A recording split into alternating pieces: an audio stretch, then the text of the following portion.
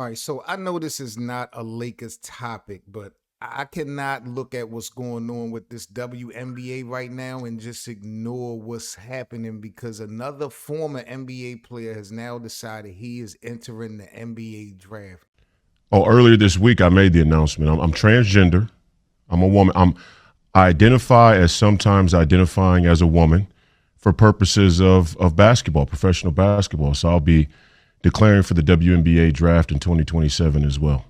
Well, I mean, I think I'd be unstoppable.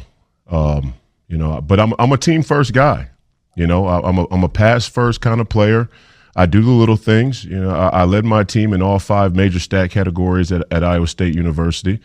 So I do a little bit of everything. I'll do whatever the coach needs me to do. I'll do whatever the girls need me to do. I think the WNBA could come out and make a definitive statement about guys with a pair of balls playing in the women's association. But hey, that'd be probably too much like right. So, and I don't want to be discriminated against. No, I want fair treatment. I'm a black, I'm a young black, hopefully United States senator that would like a fair chance to participate as a sometimes identifying as a transgender woman athlete. After careful consideration and reviewing the current eligibility guidelines, I am officially declaring myself a WNBA prospect. If simply declaring who you are is all that's required, then I meet every single requirement necessary to compete in the WNBA. My team and I have carefully examined the WNBA's eligibility criteria and governing framework surrounding self-identification and inclusion. This is just such a joke to me. First, it was Enes Kanter. Now, Royce White has announced that he's going into the 2027 WNBA draft as well, bro.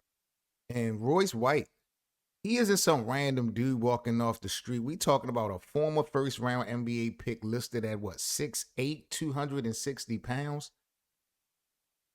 And look, I'm not saying a person can't make a statement. I'm not saying people can't challenge league rules. That's a completely legitimate conversation. But here's where I think, this has kind of gone completely sideways. When does making a political or a cultural statement, y'all, stop being about the actual sport of basketball? Because last year, 2 years ago, it was about racism. The whole Caitlin Clark versus Angel Reese. You saw a whole lot of racism spewing in the community of the WNBA. Now it's about the transgender community. Like, it feels like the WNBA as a league is being played with and being used as some type of political base, bro. This is so far away from the game of basketball, it's not even funny. And I know some of the female athletes in the W, they gotta be just feeling this, bro. They gotta be feeling this. The WNBA is trying to grow basketball. You got stars like Asia Wilson, like I said, Caitlin Clark, Brianna Stewart, Angel Reese, a whole generation of players trying to bring attention to women's basketball respectively, bro. And instead of the conversation being about their games, about the game, their rivalries, like, we talking about former NBA players declaring for a women's basketball draft, trying to make some type of statement. I don't see how that's helping the basketball conversation. I feel like it's hijacking it. You understand what I'm saying? And I understand where Cannon and White is trying to make an argument on how ridiculous, people feel like, and myself included, to have a transsexual playing in the W like that is ridiculous. But they trying to challenge what they believe is inconsistent rules surrounding the eligibility and transgender athletes, and I get it. Royce White, his announcement came hours after Cannon made his own declaration, and both of these guys, both moves to me, they clearly connected to the current debate surrounding the WNBA. This is not coincidental at all. But my question is, what exactly are these guys trying to prove? What are they actually proving? Because if the point is to expose the loophole in the W, then cool, expose the loophole. If the point is to challenge the league policy, challenge the damn league policy of the WNBA.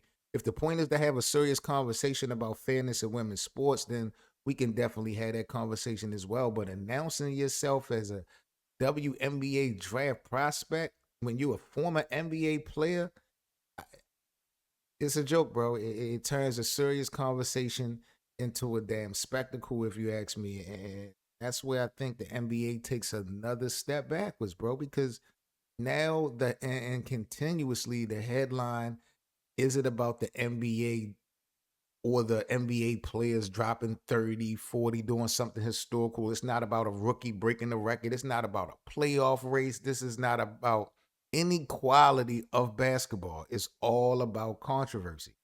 And I know controversy definitely sells. It gets the clicks. I understand that better than anybody. But clicks aren't always good for the damn product. Especially when you don't, I don't want to say the W ain't solidified. The W is definitely solidified, but there's always room for improvement. There's always room for growth. And we know that the W has been working hard in these last few years alone, trying to change narratives and you know what I'm saying, and get things going. And I think that that distinction is what a lot of people out here are missing. You can believe something is funny, you can believe something is ridiculous, but you can even believe that the league got inconsistent rules. You can believe that the WNBA, for what it's worth, should have completely, have different eligibility policies. All of those conversations we can have, like I said, Joe. But I'm a basketball guy at the end of the day. What's right is right. And I want to talk about basketball. And when the WNBA becomes more famous for arguments surrounding who is eligible to play then for the women who's actually playing in the goddamn games, that's a problem, yo. That's a problem. And then on top of that, there's another part of this that I think people need to really understand as well. Like the W and its players, bro, the union, they've already pushed back against the idea that their athletes should be used as a political pawn in this debate in the first place. The WNBPA, I think they recently issued some type of statement emphasizing, inclusion and rejecting discrimination. So when you look at this shit, bro, this isn't some simple story where one side is completely right and the other side is completely wrong. There's a real policy debate going on. But I don't think that stunts are getting us closer to a real productive answer to these questions. I feel like they're getting us closer to another damn circus when we talk about the WNBA. And that's unfortunate because women basketball don't need a circus internally or externally. It needs more people talking about the game. It needs more people watching the game. It needs more people learning the players' names. We need to talk about rivalries. We need to figure out who the stars. We need more investment when we talking about the WNBA, man. And most importantly, it needs a product on the basketball court to be the reason that we're talking. That's my biggest issue with Royce White and Enos Cantor doing all this show. Now that they have an opinion, now that they want a policy change, change the policy, but don't confuse making the spectacle with improving the sport. That's my only argument with this thing, bro. Because if you really want the WNBA to succeed, in my opinion, then the conversation, I think, should ultimately come back to the WNBA players and the game that they're playing.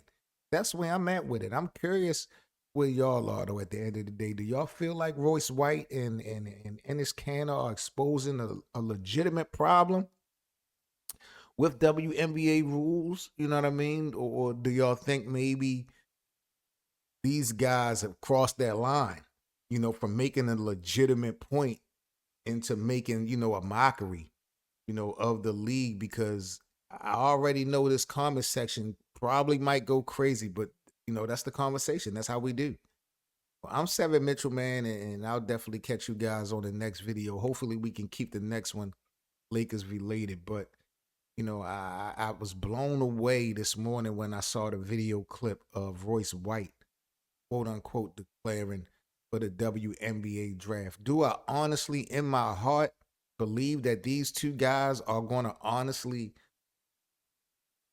declare eligible?